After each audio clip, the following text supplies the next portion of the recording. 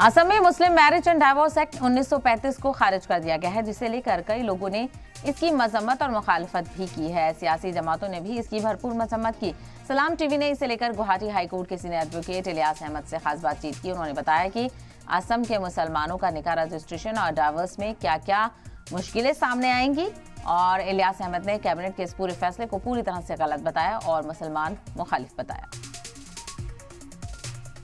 इस कानून के रिपील होने के बाद तो मुसलमानों को तो एक दिक्कत होगा ही, क्योंकि अभी जो है मुसलमानों के बीच जो शादियां रजिस्ट्रेशन करनी पड़ेगी वो अभी जो है सब रजिस्टर के पास जाके स्पेशल मैरिज एक्ट जो है उसके उस कानून के प्रावधान के अंडर जो है अभी उसको रजिस्ट्रेशन करना पड़ेगा। हर लोग को अभी जो है वो जो सहूलियत था कि एक काजी के पास जाके काजी की भी रहते थे, इलाके के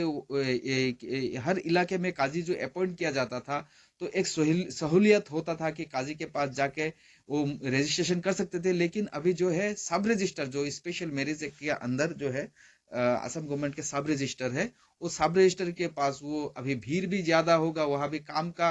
वो लोड भी बढ़ेगा और लोगों को ये रजिस्ट्रेशन करने में भी बहुत दिक्कत आएगा।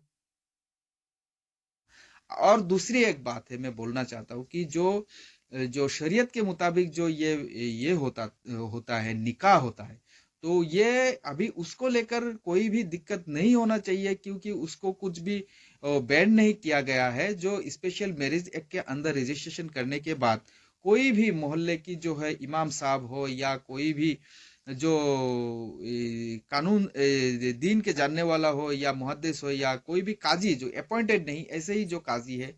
मुसलमानों के बीच वो भी जो कानूनी तरह के नहीं, वो जो सामाजिक तौर पर जो है एक विवाह जो है वो संपन्न कर सकते हैं, वो जो रिलीजियस राइट जो है वो कर सकते हैं, उसमें कोई बाधा नहीं है।